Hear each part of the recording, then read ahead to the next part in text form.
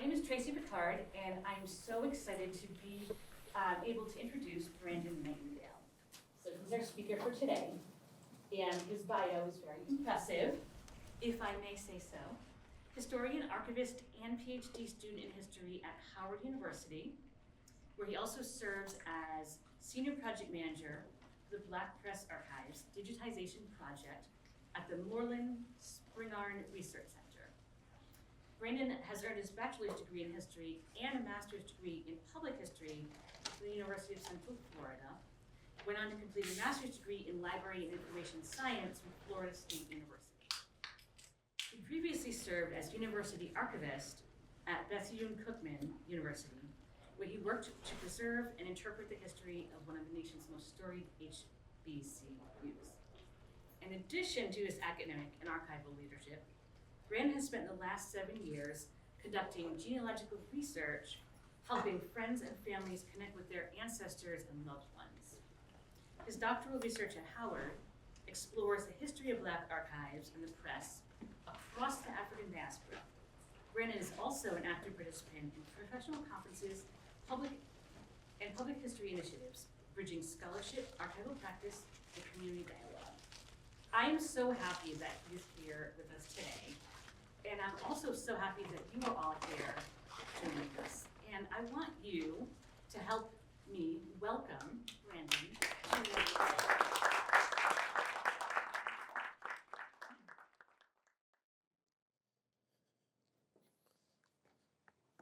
Good afternoon, everyone. My name is Brandon Nightingale, and I'm honored to be here to share my talk, Tracing the Nightingales, a genealogical journey to Providence.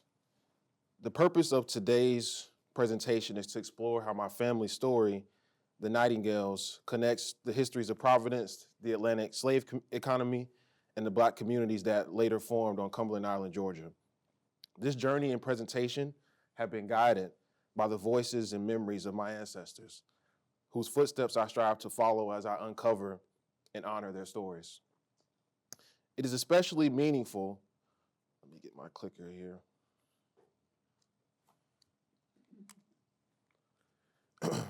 It is especially meaningful to be speaking here at the Nightingale-Brown House, a space that reflects the intertwined histories of wealth, power, and the labor of enslaved people in 18th century Providence. To share this story in this house brings the past into conversation with the present in a profound way. I would like to express my deepest thanks to Ruth J. Simmons Center of Study of Slavery and Justice at Brown University, the First Unitarian Church of Providence, and the Providence Preservation Society for co-sponsoring today's event. And I want to offer a heartfelt thank you to Tracy, whose work as a public historian and community memory worker first reached out to me in 2022. It's incredibly meaningful to me that 3 years later, we are here together in this historic space to reflect on these stories. Can we give Tracy a hand, please?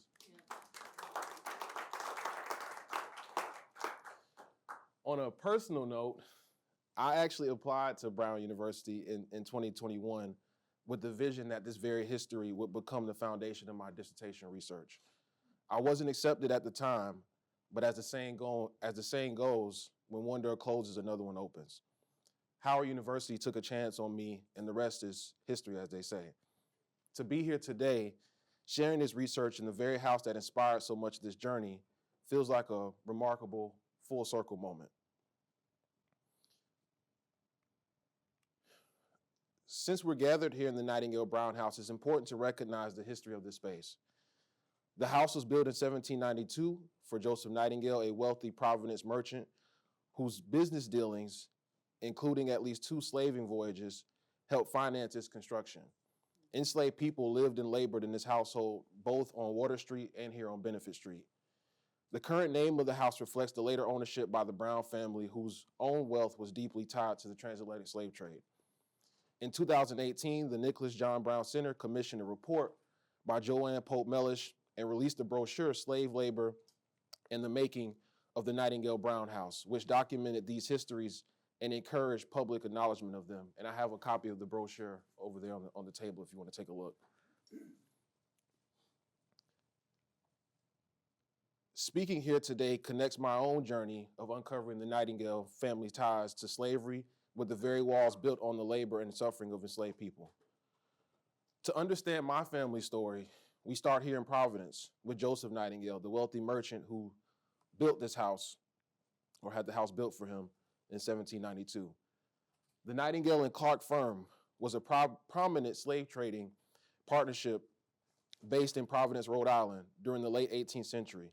Like many merchant families in New England, they profited from the transatlantic slave trade and enslaved Africans, financing and outfitting ships that carried human cargo to the Caribbean and the American South. Members of the Nightingale family, including Colonel Joseph Nightingale, were part of Providence's wealthy mercantile elite. His wealth was tied to commerce connected to the transatlantic slave trade, and records show at least 9 enslaved people lived in his household in the 18th century. Many likely moved with the family into this home. Among them were individuals like Quam Nightingale, who purchased his freedom in 1790. Nimble Nightingale was freed in 1798, names that remind us of the human lives behind this history. After Joseph's death, his son, John Clark Nightingale, continued the family's involvement in slavery. In 1800, he financed the slaving voyage of the brig Ida, during which 69% of the 162 captive Africans died during the Middle Passage. Later, John Clark moved to Cumberland Island in nearby Camden County, Georgia, tying the Nightingale family to the plantation economies of Georgia's Sea Islands. Before we revisit John Clark Nightingale's departure from Rhode Island to Cumberland, I want to share my own genealogical journey with you all. It started in 2017 when I had the opportunity to intern at the Smithsonian's National Museum of African American History and Culture under Dr. Kurowski Salter, who was the guest curator for the museum's military history exhibition titled Double Victory. That experience was transformative. I spent countless hours exploring the museum's galleries and working in the off-site archival facilities, discovering how history lives both in public exhibits and in the collections behind the scenes. My time at NMARC planted the seed for my own genealogical research. It gave me the tools and inspiration to start asking questions about the Nightingale name and how it connects to my family, to the histories of slavery, migration, and resilience. One of the most incredible resources at the National Museum of African American History and Culture is its Family History Center. The center pairs visitors with professional genealogists who help guide them in starting or advancing their family research.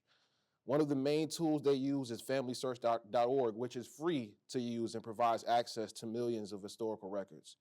I began exploring these resources during my internship in 2017. That experience gave me not just the curiosity, but the practical tools to dig into my own family's past.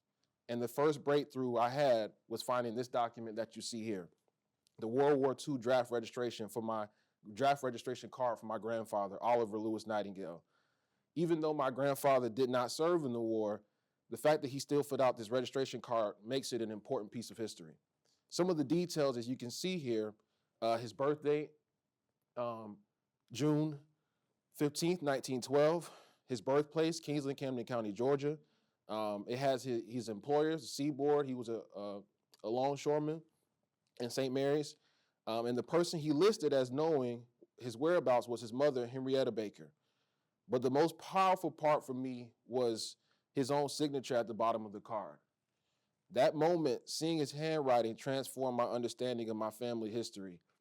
It wasn't just names and dates anymore, it was something real, something tangible and personal. This record became the starting point of my genealogical journey, leading me to uncover how the Nightingale name moved to Providence, to Cumberland Island, Camden County, and ultimately my family. And here are my grandparents here, Margaret and Oliver Nightingale. And here's a sort of family tree, a bit of my family tree here, the Nightingale lineage in Camden County. This slide tells the story of my grandfather, Oliver Nightingale, born 1912, died in 1997, just 3 years after I was born, whose roots reach back across 4 generations in Camden County, Georgia, a region on Georgia's southeastern coast, just above the Florida line and near Cumberland Island, an area historically tied to plantation economy. Oliver's father was Abraham Lincoln Nightingale, born 1868, and Abe's father was Tony Nightingale, born 1831. According to census data, both were born in Camden County, and Tony lived through slavery and emancipation. According to a county history book, Tony Nightingale appears by name in the 1877 Camden County Tax Digest, just 14 years after the end of slavery, listed along other formerly enslaved men who had become property owners and taxpayers. This record, held in the courthouse at Woodbine and on microfilm at the Georgia State Archives, highlights how Tony and his generation began to establish lives in freedom despite immense challenges of Reconstruction. Tony married Mary Littlefield, born in 1844, whose family, based on census records, traced its origins to Africa, reflecting the direct link between our lineage and the transatlantic slave trade. There's also a possible, though still unproven, connection worth noting.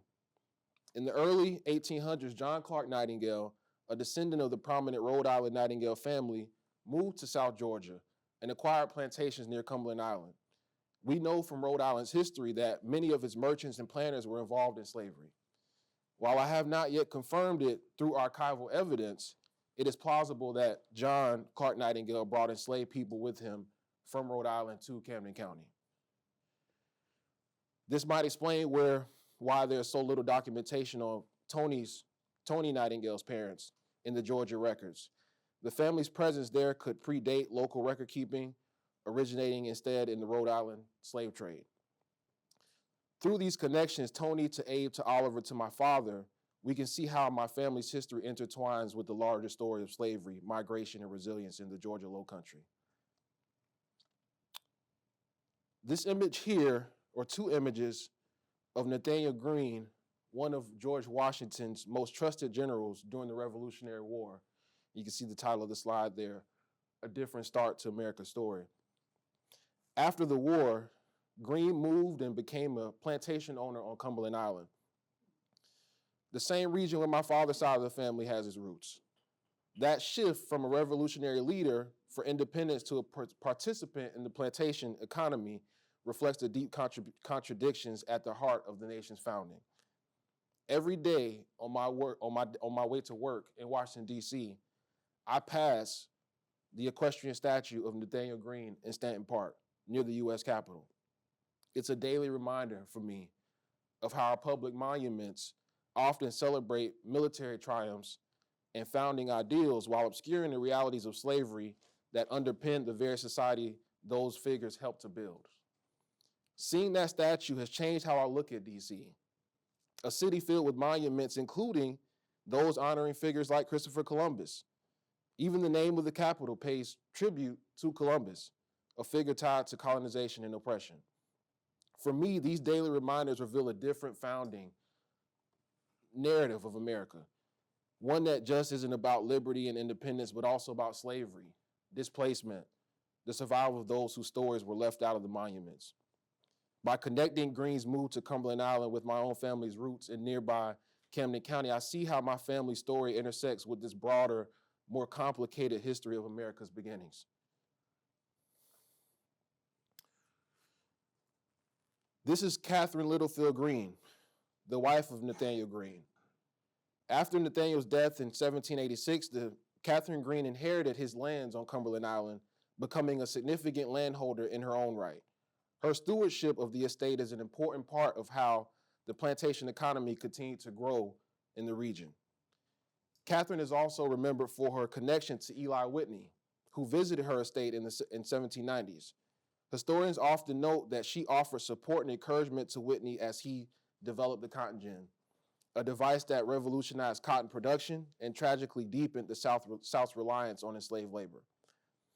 One detail that stands out to me personally is that Catherine's maiden name was Littlefield. In my own family's history, there are Littlefields in Camden County, Georgia, and while we don't know yet the full nature of that connection, it's a reminder of how intertwined these family names can be across time and place. Finally, it's worth noting that Catherine Greene herself had connections to Providence, Rhode Island, which brings this story full circle. linking the world of the northern merchant class to the land and labor of the South. After hitting a dead end with a Nightingale plantation in South Carolina, I went back to the basics, Google searches. I started typing in different phrases like Nightingale slaves, just to see what might surface. That's when I began seeing hits in Google books that mentioned the Nightingale name in the context of Cumberland Island. Those search results led me to the work of Mary R. Bullard, a historian and descendant of the Carnegie family who owned property and lived on Cumberland Island after the Civil War. Bullard's research, while written from the perspective of a descendant of island elites, turned out to be a crucial resource. Her detailed accounts of Cumberland Island's history provided names, dates, and events that helped me begin to piece together how the Nightingale family became tied to that place. And there's a copy of this book right over there also too, if you want to take a look at that. This is Cumberland Island, one of the largest barrier islands off the coast of Georgia. It's a place of incredible natural beauty with untouched beaches, marshlands, maritime forests, wild horses. Did I mention wild horses? And rich biodiversity. But beyond the scenery, Cumberland is also a land of deep cultural and historical significance. It was once home to enslaved Africans who worked the plantations here and over generations, developed a distinctive culture known as Gullah Geechee. The term Geechee refers to the descendants of enslaved Africans who lived in the coastal islands and the low country regions of Georgia and northern Florida. Because these communities were relatively isolated, they retained many West African traditions in language, food, crafts, and spirituality. The southern end of the island was once dominated by Dungeness, the Green Miller Carnegie estate, built on former plantation land where enslaved Africans labored. After the Civil War and the decline of the plantations, the island became a retreat for wealthy industrial families, including the Rockefellers and the Candlers, the Coca-Cola heirs. Today, most of Cumberland Island is protected as a part of the Cumberland Island National Seashore, managed by the National Park Service, although some sections remain in the hands of private families, those of which I just mentioned. This mix of public stewardship and private ownership shapes how the island's complex history is interpreted and remembered.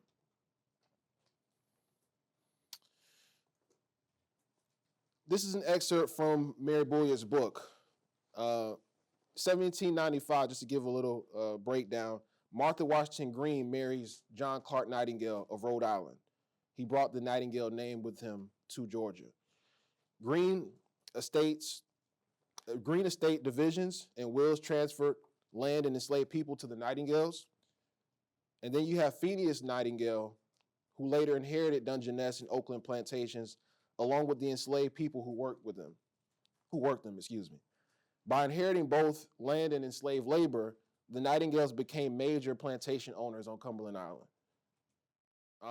This photograph here shows members of the white Nightingale family in Brunswick, Georgia, in the late 19th century. I'm using it to highlight the contrast between these land-owning Nightingales, descendants of families tied to slavery, and my own ancestors who lived in the same region. Even though the name became established in that area, there were not many Black families who carried the Nightingale surname. My own family's connection to the name likely stems from the period of slavery on plantations and around Cumberland Island. And then just so you can see here the Nightingale connection, this says Brunswick, 1890s, family gathered for a photograph. Note the dog is included too. And you see here, Mary King Nightingale, PM would have been Phineas Miller, Retta McCullough, Louisa Green Nightingale, and so on and so forth. And there's even, I believe, okay, yes, not that one.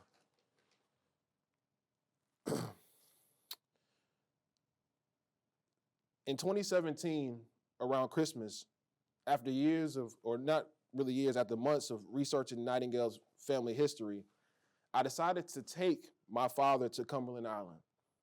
We joined the Land and Legacies tour run by the National Park Service, which now manages most of the island. We stopped at the sign for the Nightingale Trail, a moment that connected our family story to this historic landscape.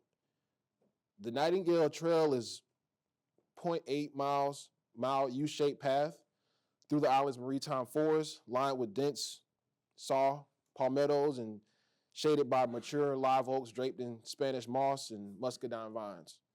It offers quite a glimpse of the island's natural beauty and wildlife, including woodpeckers, deer, armadillo, you name it, is there.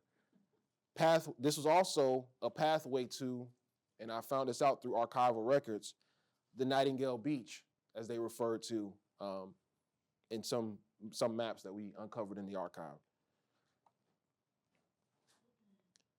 On the Land and Legacies tour, my father and I visited the First African Baptist Church, a humble one-room building established in 1893 by African-American residents of the island. Some of its founders had been born into slavery and emancipated after the Civil War. The church served as both a free place of worship and community center for the North End community known as the settlement. It was rebuilt in the 1930s. While many visitors know the site as John F. Kennedy Jr. and Carolyn Bessett's wedding in 1996, its true significance lies in its roots as a praise house for the Gullah Geechee community. The church stands about 15 miles north of the Sea Camp Dock and is generally only accessible through the Land and Legacies tour. Today, the doors remain open, but it is unstaffed. And this is actually coming from more of Mary Bullett's work. An excerpt here I want to point out, and again, this is why I said the ancestors sort of just guide this journey. I'm telling the truth. You talk about early Black religious community. The Cumberland African Church admitted to the Sunbury Baptist Association in 1847. This shows that organized Black worship on the island predated Cumberland's first African Baptist Church. And I've done a lot of research on the island. We've actually found some remnants of that original settlement. Bringing it back to my own lineage, one of the church delegates, as you can see here, and I'll read it in a second, was a delegate by the name B.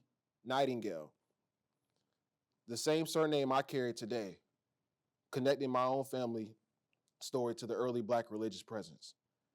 And this highlights the resilience of enslaved Africans in establishing and sustaining their own sacred spaces, a history I now help to remember and interpret. So I'll just read it here. It says, the Cumberland African Church applied for admission, which was granted.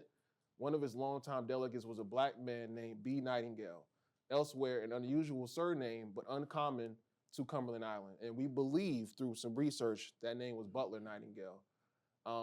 The church had 124 African-American members, and the author is grateful to the senior archivist at Mercer, and they provide a resource to one of Mary Bulliard's books.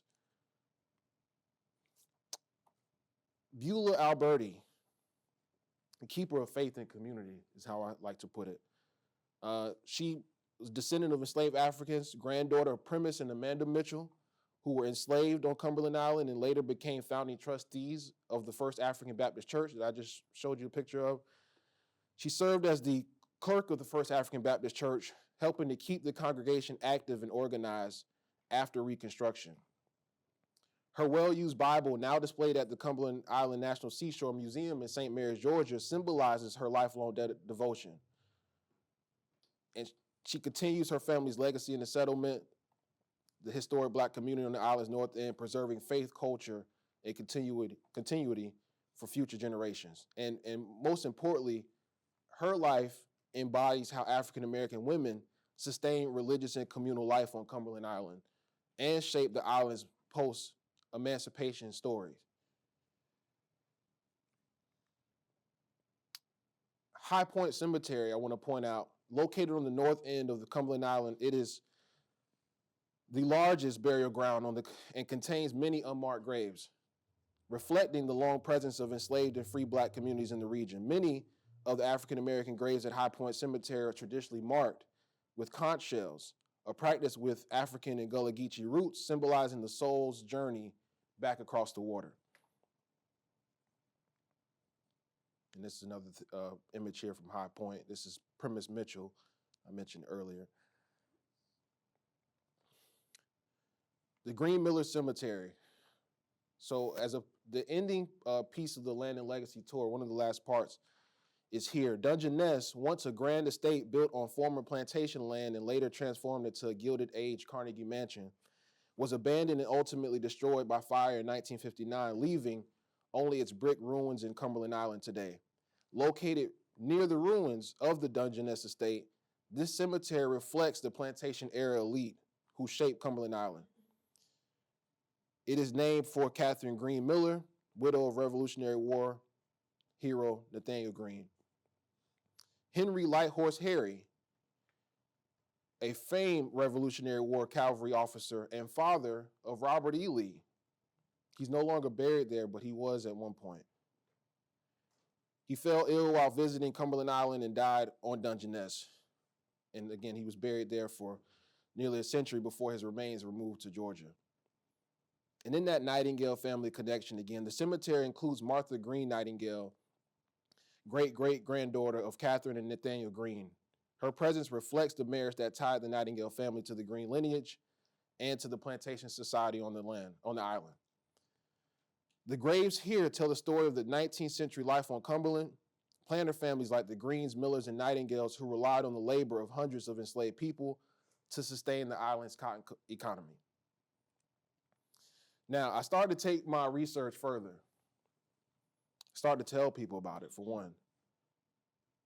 One of the first connections I made was with Queen Quet, here pictured here, otherwise known as Marquetta Goodwin. She's the chiefess of the Gullah Geechee Nation. While speaking at the Keeping History Above Water Conference in Flagler College in 2019, after seeing her on YouTube documentaries and all over the place, I had to meet her and get a glimpse of who she was. And she was one of the first people to tell me that I truly had something with my research, recognizing its value for understanding Gullah Geechee heritage. Next, I began to take it even further. Again, it's in a project that began in 2019, I joined on in 2020 as a consultant and oral historian with Dr. Kelly Goldberg, pictured here, linking African-American history to Cumberland Island National Seashore. And she's a professor at University of South Carolina, archaeologist. The purpose of the project seeks to research and compile resources that will support interpretive and educational programs at Cumberland, helping visitors connect with the African-American heritage that shaped the island and the surrounding region. This work gave me the chance to dive deeper into the Black life around the island, amplifying the stories that had long been underrepresented. Although many studies have examined Cumberland's history, there remains a need to highlight the unique experiences of Africans and African Americans who live there. And just a couple of the overarching goals that we did on the project was identifying and interviewing descendants of African American residents and employees on Cumberland Island, generate an annotated bibliography of archival repositories, and then investigate the history of the brick kiln area. You can see some of the slave chimneys in the back. I'll get to that.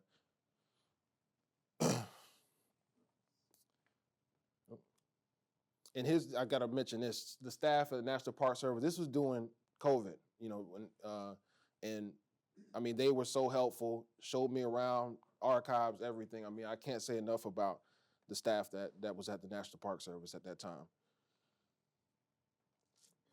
And then we see the slave chimneys and conch shells. These brick chimneys are among the few above ground remains of the homes of enslaved Africans who lived and worked on Cumberland Island's plantations.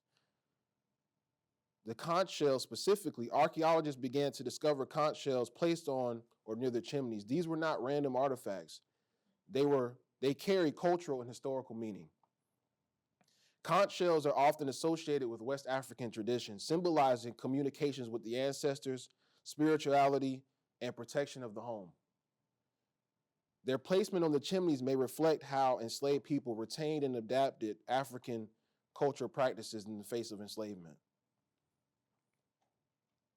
And we got to stay a couple nights on Cumberland Island in some of the housing provided by the National Park Service. So just an opportunity to be grounded in the space. But as always, I gotta get to the archive.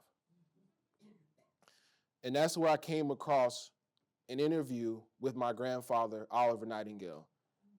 This was recorded in 1995 at his home in Kingsland, Georgia. My father spoke about this house a lot, one that he grew up in, and to actually visually see it, because it's not there anymore, meant the world to me. In the interview, though, he recalls working on Cumberland Island. And this was not told to, me, at least it wasn't told to me. I don't know if anybody in my family knew, it just didn't trickle down.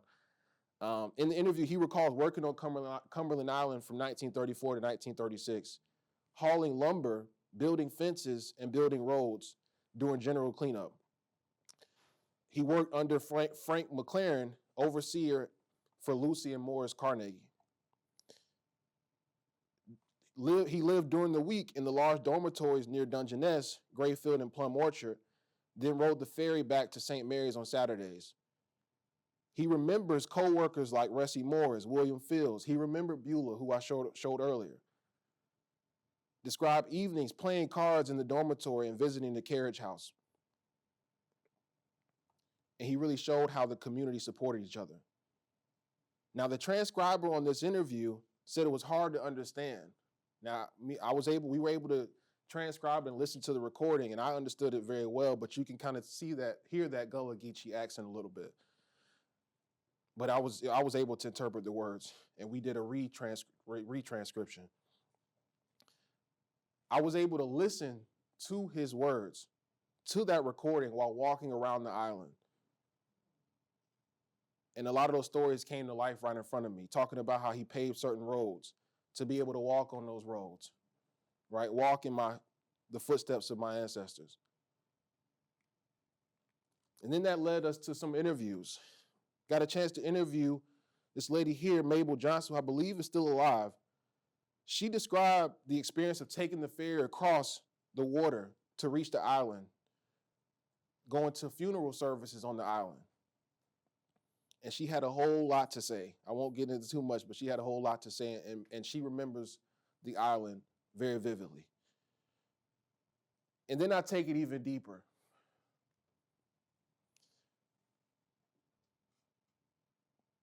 The gentleman you see here is Brailsford Troupe Nightingale Jr. I had a chance to meet with him, as I believe he was a direct descendant of the white Nightingales, the slave-owning branch of the family. His three names, Brailsford, Troupe, Nightingale, all surnames tied to prominent slave-owning families in Georgia's coastal plantations.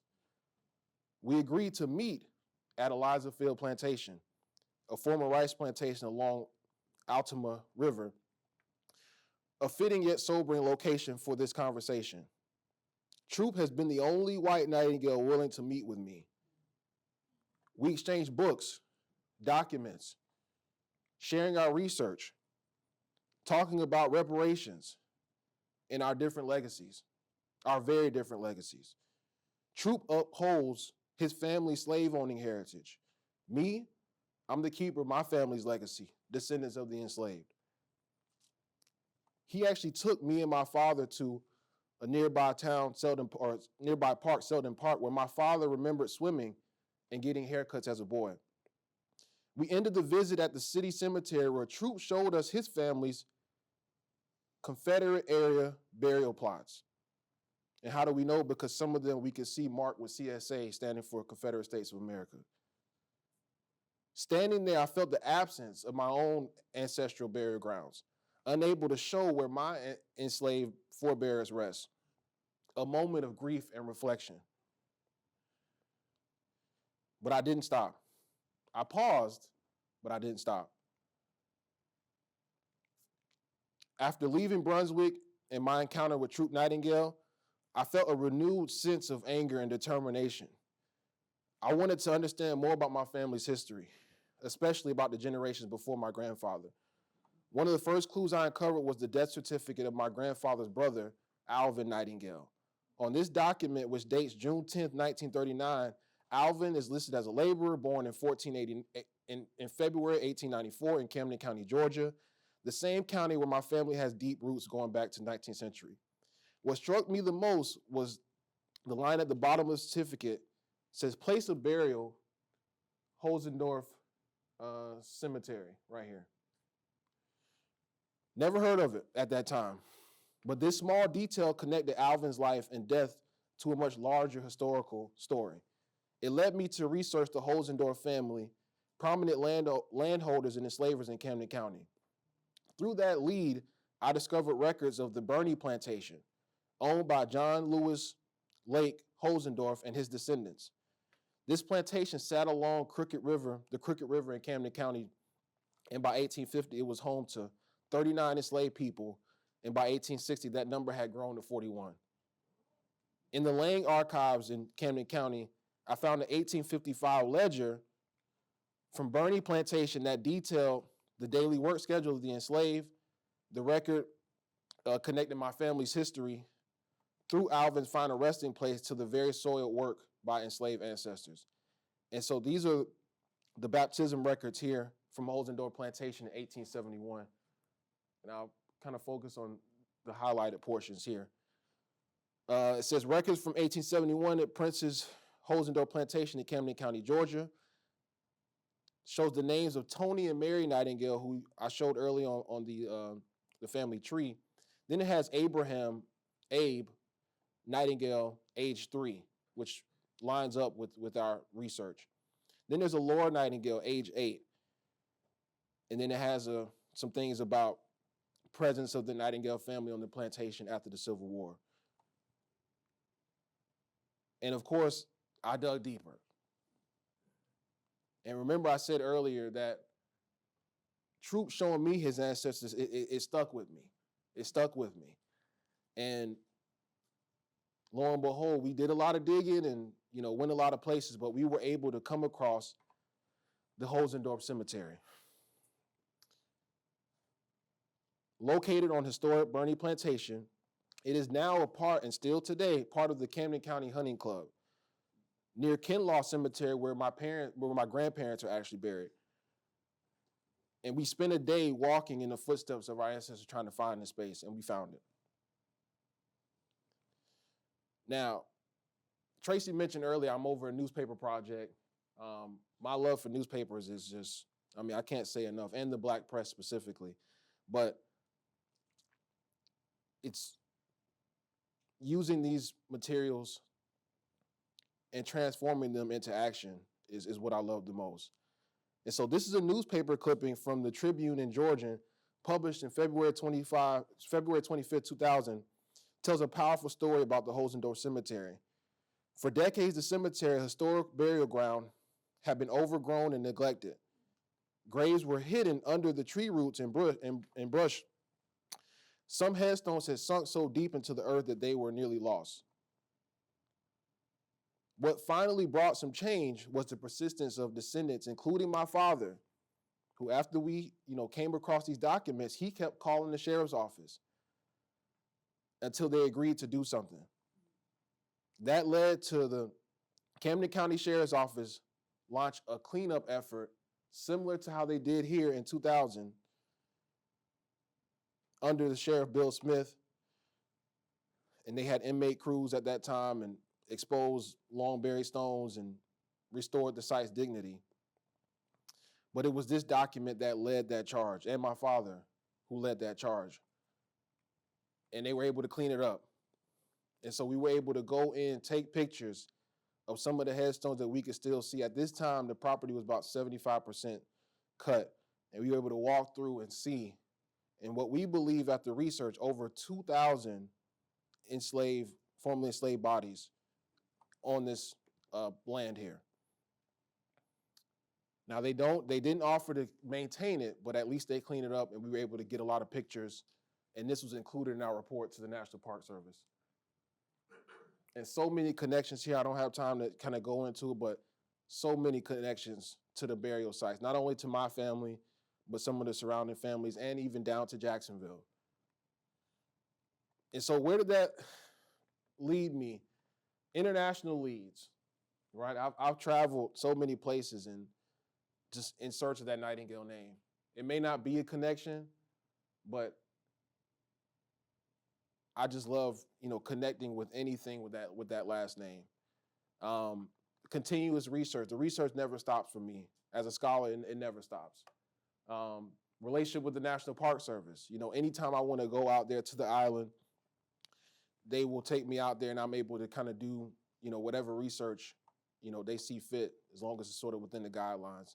And then I've been able to present this research at a couple conferences, African American Historical Genealogical Society, just to name, one of them.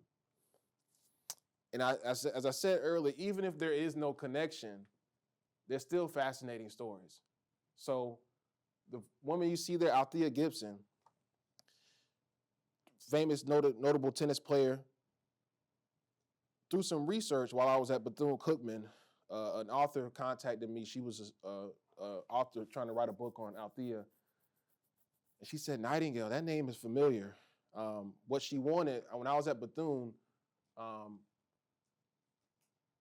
Mayor McCall Bethune invited Althea Gibson out to the school, and they had an Althea Gibson Day.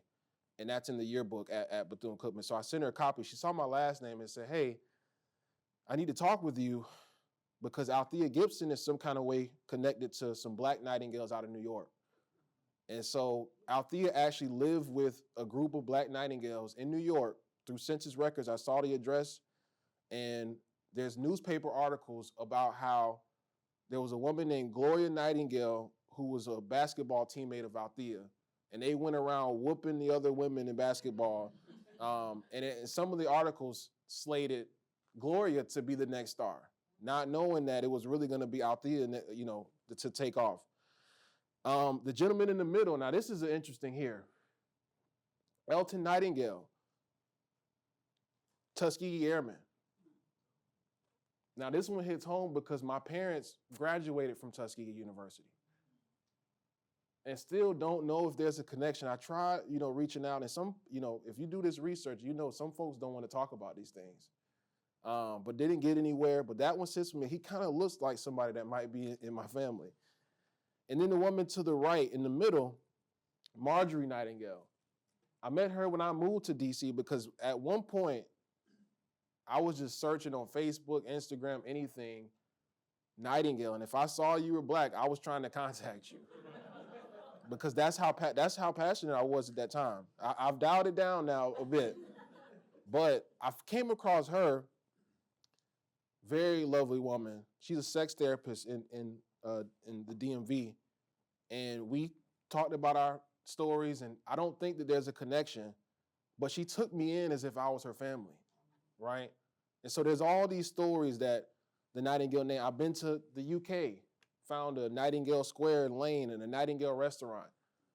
The owner couldn't tell me the origin of the name. He didn't know where that name had come from. He assumed it was birds and things like that, but there was no lead there. But I enjoy this, right? Trying to connect to the Nightingale name in whatever fashion. And so I'll leave you with this. As I reflect on this journey, I want to thank everyone who helped make this talk possible, the organizers, scholars, and my family, and many people who've shared their stories and opened doors for me. Moving forward, my next mission is twofold: to uncover whether John Clark Nightingale, who moved to Rhode Island, Georgia in the late 1700s, brought enslaved people with him, and whether that history links to my ancestors in Camden County to the Nightingales of Providence. And just as important, help to recover and tell the stories of more than 2,000 people buried at Holzendorf Cemetery, so their lives and legacies will not be forgotten. Again, thank you all for listening to the talk today.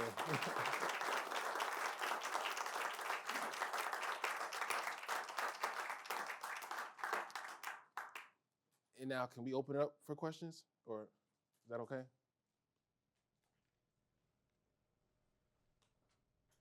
Okay.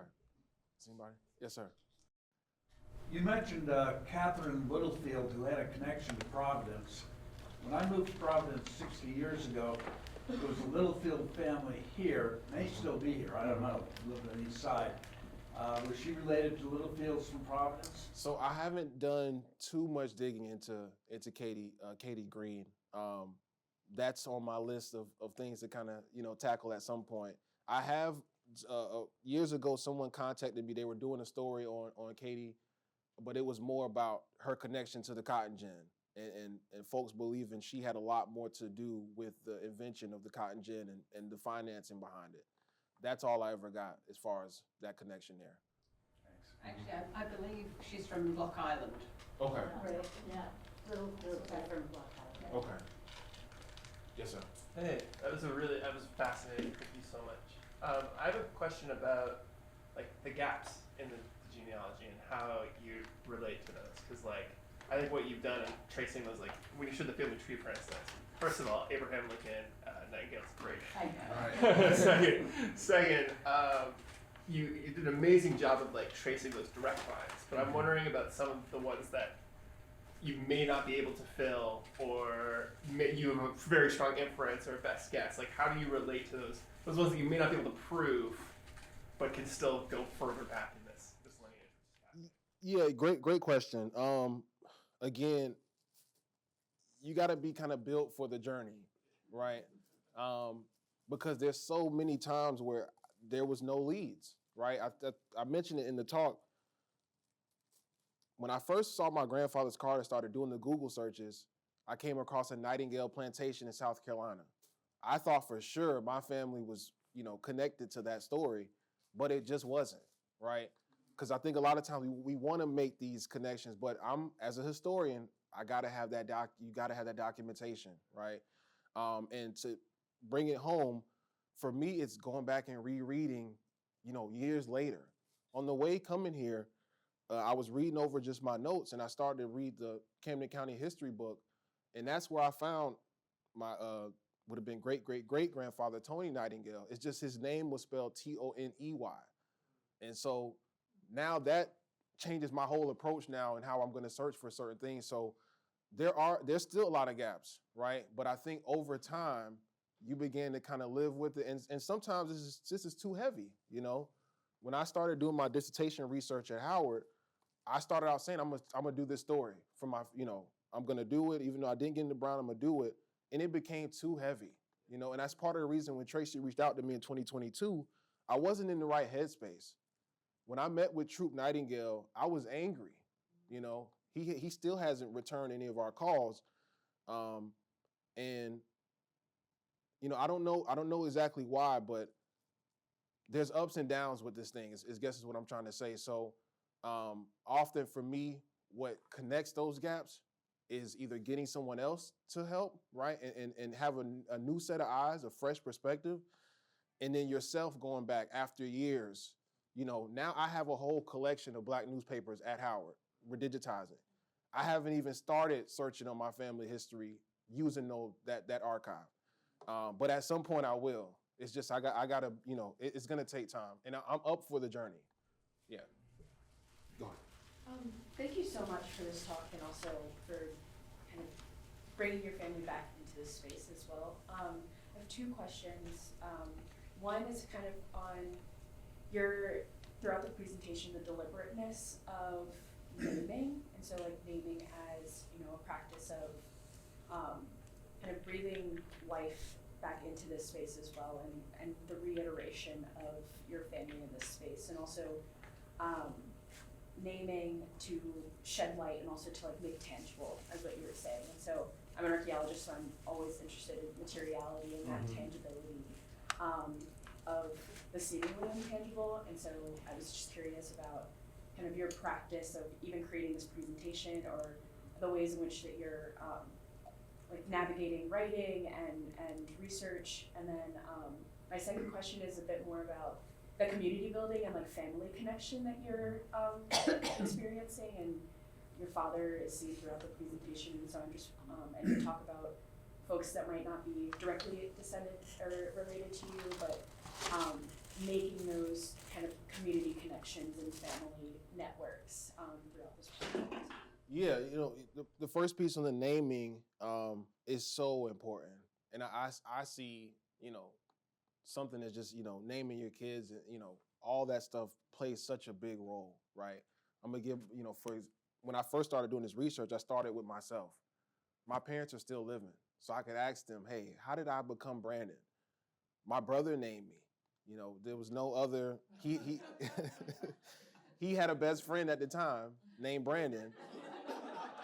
And that's how I got my name, because it lives with you. You know, it lives with you, especially the Nightingale name. I can't tell you how many people say they love that last name. And now, as I do more research, I just kind of cringe a little bit, because it's not a name that I, you know, necessarily respect. I understand what it is, and I use it too, because I know that there are not many African Americans with that last name. So it makes it easier to pinpoint, as opposed to a John or a Smith or whatever the case may be. And I also say my middle name is Paul, named after my father's brother who died at 8 in a car crash. You know, so hearing, you know, understanding where you come from first will kind of help keep you grounded in that, you know, in that space. And then, yeah, naming the talk and everything, that's something I was playing with up until, you know, now. I changed the talk at the Unitarian Church in a little bit, because it's a little bit different, right? Same kind of premise. I'm gonna say a lot of the same stuff, but yeah, the naming is so important. And as far as the community, that's the most powerful piece for me, right? To be able to, when I got to DC, I knew a couple people, but to be able to connect with another person that shared my last name, she welcomed me like I was family, you know, and that says a lot just by sharing that last name, you know, because we know we don't meet a lot of us. Now, I will say, through my research, I've learned, and I stopped saying it because I used to say there aren't a lot. I do believe that there are, you know, quite a few, you know, of us with that last name. But I can't even put into words how much it means that I can connect with a lot of those. But there's also the other side where people don't want to connect. I've met Black Nightingales who want nothing to do with me. They think I'm coming for some kind of fortune or something. You know, it's not that. I just trying to, you know, put these pieces together. So again, back to your point, you got to be prepared for the journey. You know, there are stories. There was an incident where the transcription of my grandfather's interview, I believe he said he had a certain amount of kids in that interview, and brought that back to my family, and it caused a whole bunch of things. You know, this is what you're dealing with. You know, you're opening up wounds, and there's a reason why the silences are there. Sometimes it's on us. Sometimes people feud and all this stuff.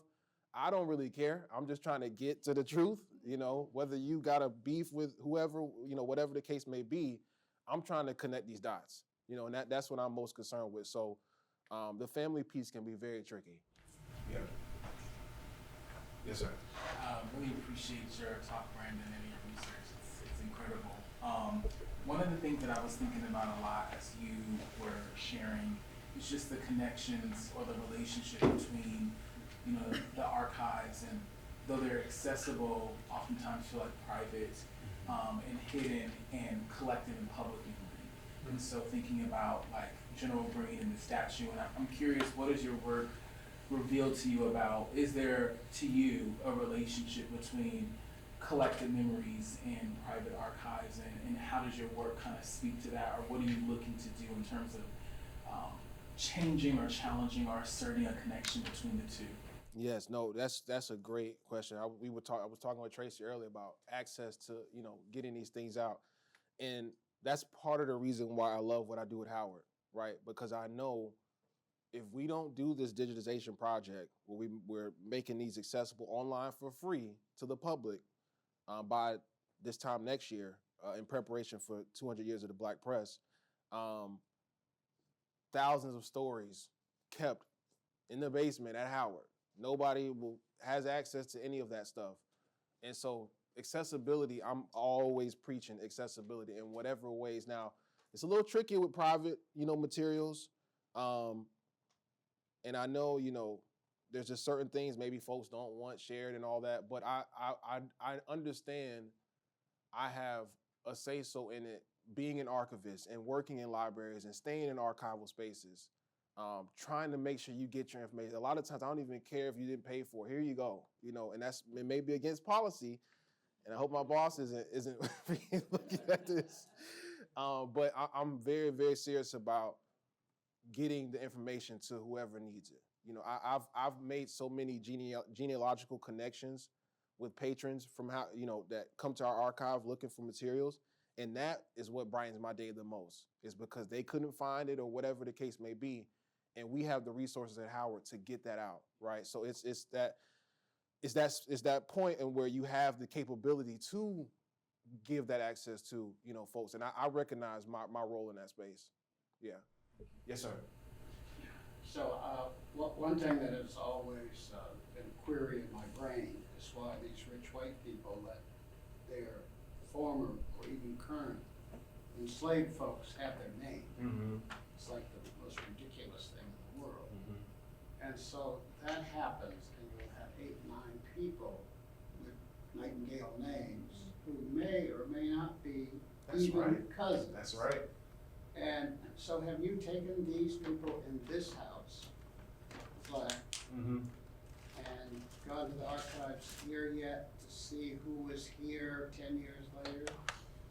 I have not, and Tracy, I think, was trying to kind of get me to go and do research, while I was here. I think for me, I wanted to make sure I was in the right state of mind to give the talk, but I definitely want to come back and connect, with the Black population here. So when you come back, we will set you down, because there are 3 sources where I think we go step 2 and 3 here. Mm-hmm.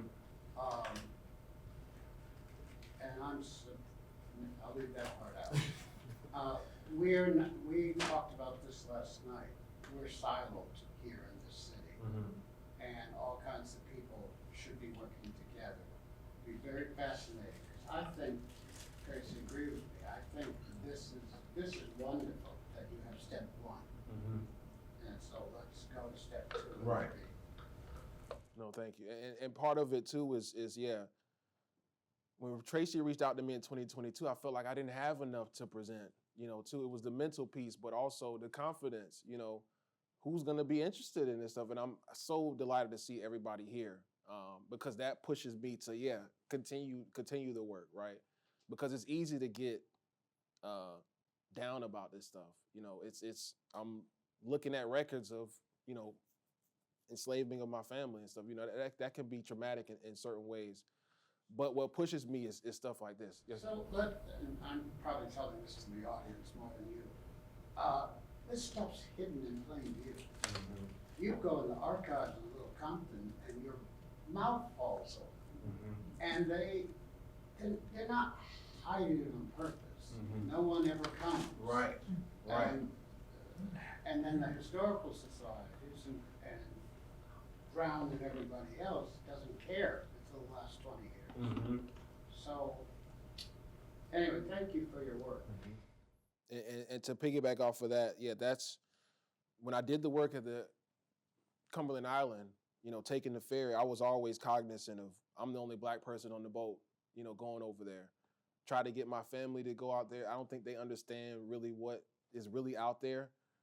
Even wanted to maybe try to have like a family reunion out there. That would be a little bit tougher logistically. But understanding that just as that's my motto in the sense of getting to the spaces, right? When I got to the archives on Cumberland, soon as I walk in, I look down, my grandfather's interview is right there at the top, just right there. They didn't have to do any digging. I'm like, is this Oliver, and the rest is, has taken me on this path. So I just tell, especially Black people, get there, just go. Because the rest will work itself out once you get in these spaces. But we gotta get us to go. That's the main thing. Yes. Can you talk a little bit more about the relationship between the historian and the genealogist? you're getting a PhD in history, you're doing historical archive work, but all throughout your talk, it's been very clear, at least to me, that there's some critical distance at times that you need, as though there's a genealogy part becomes the painful part. And you even mentioned not doing the research. You thought you were going to do your dissertation on this, but decided not to. So can you just talk about the differences or the shared sort of connections between the two? Yeah, and and that really came apart putting this presentation together, right? Because it's not only making the connections, but it's also providing the context behind it, right? And that's what we do as historians. And it is challenging. And I think my journey to get here, right, when I was at Bethune-Cookman, digging in the archives, helping other PhD candidates and other doctors, it helped prepare me to be able to go into other archives and do that research as a genealogist, and also too, helping others find their stuff too. I've helped a lot of folks in my circle just get started on it, right? And where they may not be a historian, but I can even point them, hey, there's some book on what you're looking at, what you're trying to look at. Nobody told me Mary Bulliard put my family's history in her book. That was something I had to go and find, and then it's all there. I didn't have to, put the piece together. So I think it's the piece where I get kind of lost in, the dead ends, right? And for me, it's always coming back, rereading it, but also applying new knowledge that I've, gained as a professional too, because stuff is changing all the time. Staying up to date. I live in Facebook genealogy groups.